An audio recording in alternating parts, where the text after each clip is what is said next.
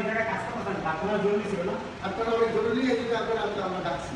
তো এই যারা এই জিপসার করাবেন অবশ্যই ইলেকট্রিক তার আগে টাইলে দেবেন, নাহলে সেই ক্ষেত্রে কি হয়, অনেকে হয়তো বলতে পারেন সমস্যা কি ইলেকট্রিক তার না টানলে কি সমস্যা সেটা আপনাদের দেখাবেন।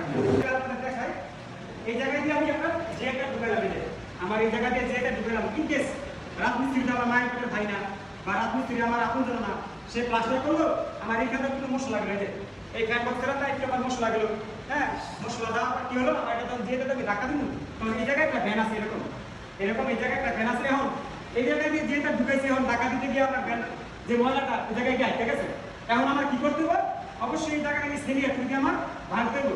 এখন যদি আমি আইসা যদি দেখতাম যে এটা পুরোটা কাজ কমপ্লিট, এখন এত টাকা দিয়ে ভবন মহাজন যদি জিপসন করার পরে যদি আমার এই জিপসন ভাঙা লাগে, তাহলে কাজটা কিরকম হয়। তো অবশ্যই সবাই চেষ্টা করবেন আপনার জিপসনের কাজ করার আগে আপনার পার্টটা নেওয়ার জন্য। তো এই ভিডিওটা বেশি বেশি করে শেয়ার করে দিবেন, যারা নতুন ভবন করতেছেন তারা এই জিনিসটা ভালো রাখবেন। ধন্যবাদ।